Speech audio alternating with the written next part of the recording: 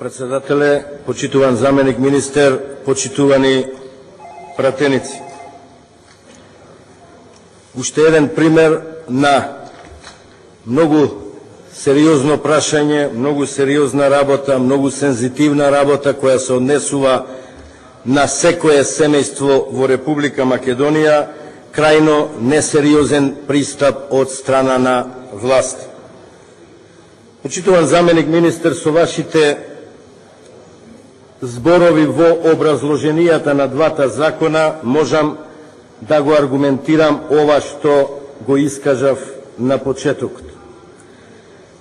Во двата закони една од основните причини зошто сето ова го правите е подобрување на квалитетот на образованието. Констатирате крајно загрижувачки состојби во делот не само на оценувањето, туку генерално во делот на квалитетот на македонското образование, споредено со резултатите на учениците од другите европски земји. Тоа е ваша констатација, почитуван заменик министр. Но, да се подсетиме во периодот пред неколку години, кога на сите звона ги најавувавте револуционерните реформи со компјутеризацијата на образованието и кога зборувавме дека ниедно парцијално решение на систем како што е образовниот нема да даде никаков исчекор во квалитетот. Почитуван заменик министер, истото погласно го повторуваме и овој пат. Вакви парцијални решенија само ќе ја комплицираат работата, само ќе ја отежнат работата, воопшто нема да дадат никаков напредок на квалитетот во образованието. Почитуван заменик министер, сериозна работа треба да има сериозен пристап, сериозен концепт, а не нечија фикс идеја, привлегување или качување во автобус што му паднала да се преточува во закон и посебно основната мотивација кога е политичка, како да се има уште еден инструмент повеќе нештата во Република Македонија да се држат под своја контрола. Образовниот систем, ќе повторам, не е казнено поправна институција, образовниот систем е нешто сосема подруго. Затоа овие мерки кои ги донесувате исклучиво се во насока да ги ставите под контрола наставниците. Не може да даде исчекор во квалитет мерка кога судбината на наставникот зависи дали оцената што ја ставил во дневникот ќе се поклопи со оцената што ученикот ќе ја добие на екстерното тестирање. Не може двојката во дневникот и двојката на екстерното тестирање да биде критериум за наставникот да биде награден 15%. Исчекор во квалитет се прави со други мерки. Се прави со заокружен, осмислен концепт за кој треба целокупната стручна јавност во Република Македонија да се изјасни. Не на полулегален начин, како по скратена постапка да е законот да се протурка, без при тоа да се води сметка за последиците и врз учениците и врз наставниците. Ќе одам со ред. Во првите членови, како и во основното образование, се зголемуваат обврските на училиштата околу базите на податоци. Не се спорни базите на податоци, треба да ги има. Спорно е нешто друго. Ќе повторам, иста е состојбата и во средните училишта. И денеска со административни работи училиштата се оптоварени повеќе од колку што треба. Стручните работници ги има некаде по еден, некаде ниеден, во најголема, најсила двајца може да бидат стручни работници во најголемите средни училишта, претворени се во административни работници. За да тоа профункционира, а наставниците да си ја работат својата основна дејност, стручните работници си работат својата основна дејност, со овие 9 нови члена околу базите на податоци на родителите, на вработените, на учениците, треба најмалку по еден вработен да има во малите училишта, 20 административни во големите, за да профункционира. Натаму во делот со членот 3 кој се регулира наградувањето. Добро е, само парцијално е добро што инструментот наградување за талентираните ученици се воведу. Се друго е лош. Предвидувате награда, парична награда за освоено прво место на државен надпревар, а не предвидувате парична награда за освоено прво место на меѓународен надпревар. Има меѓународни олимпијади по математика и така натака и така натака. Значи, поголема тежина има освоеното прво место, дури и второто и третото на меѓународен надпревар, вие тоа не го земате во предвид. Значи, ми дава за право дека ова е кабинетски направено само од популистички причини. Не дека некој ги познавал работите и имал намера вистина да ги мотивира талентираните ученици. Како може да биде испуштен награда, прва награда на меѓународен надпревар, да не биде награден?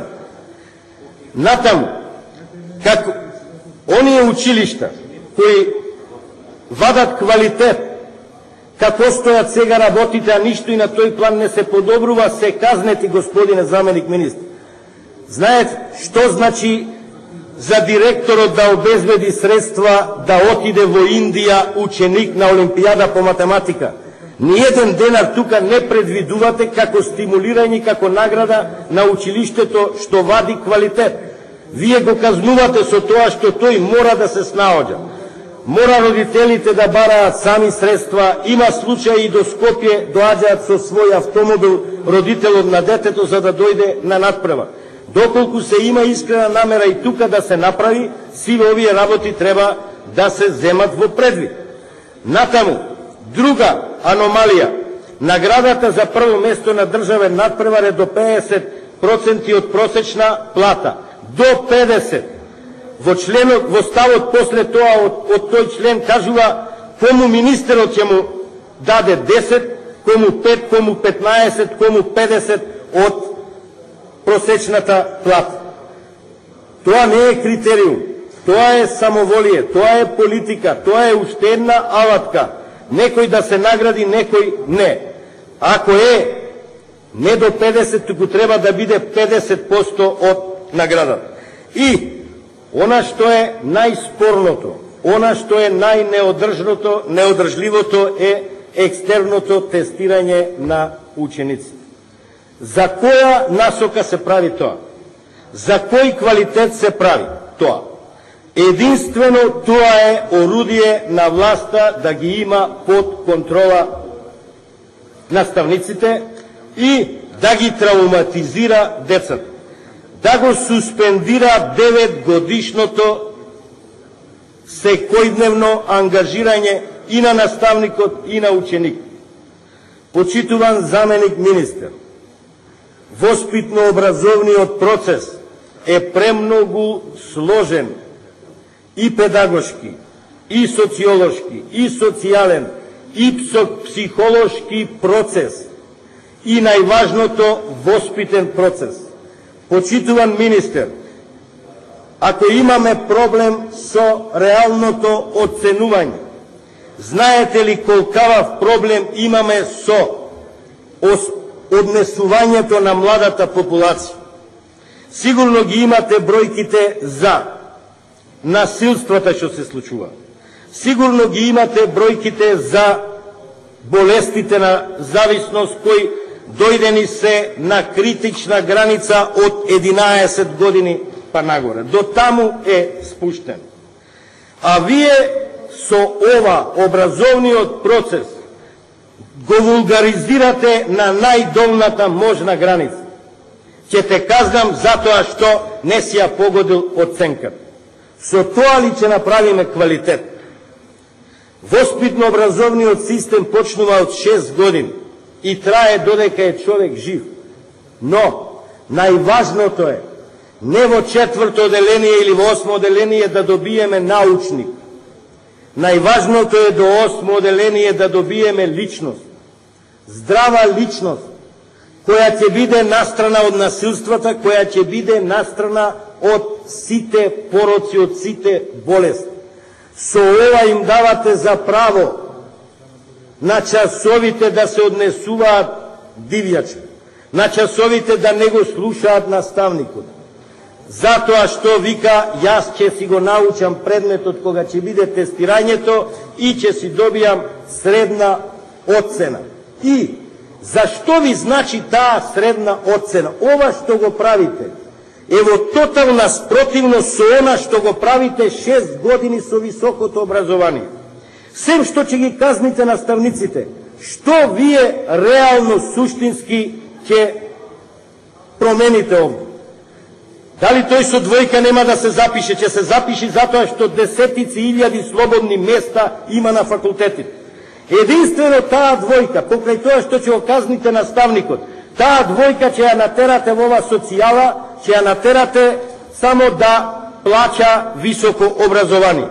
Тој пак ќе се врати, тој со двојките, тој што е невоспитан, тој што го попречувал процесот, за 4 години со силата на парите ќе се врати.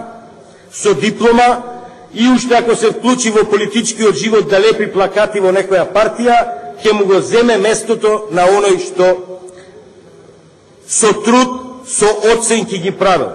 Затоа зборуваме дека ова што се прави е тотално парцијално и тотално нефункционално и нема да даде ниту 1 милиграм исчекор во квалитетот на образовниот процес. Напротив, она што е најголем проблем, личноста, изградената личност, правиот пат на младите, ние со ова уште повеќе ќе застраниме.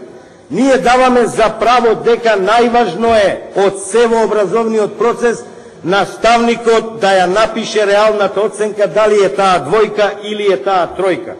Ако сгрешил за 1 и повеќе оцени, тука е министерот, па со екстерните тестирања ќе се добие средната вредност. И што? Што сме постигнале, освен политички инструмент, 20% од наставниците кои има најголеми отстапувања, да ги казнуваме или другите 20 да ги наградуваме? Каде е тука исчекорот во квалитет? Ево ќе ја коригирате оцената. Тој ученик ќе си отиде, ќе си заврши, затоа што имаме несразмерно огромен број на високи научни институции. И која ви е целта? Кажувате од една страна со законот за политиката во високото образование дека сме лидери во светот, 98 и не знам колку проценти се запишале на факултет. Едното со другото не оди. Од една крајност во друга крајност. Што ќе промениме ние во квалитетот? Ако сега петките се запишувале, тогаш и двојките ќе се запишуваат. Нормално е кога ќе се запишуваат. Бидејќи има 4 пати повеќе места слободни на факултетите отколку што е бројот на студентите. И каде е логиката на носењето на ова, ако не е само партиски инструмент? Тотално се суспендира автономијата на училиштето. И интерните тестирања се однапред изготвени. И екстерното тестирање. Каде е креативноста на наставникот? Каде е квалитетот на наставникот?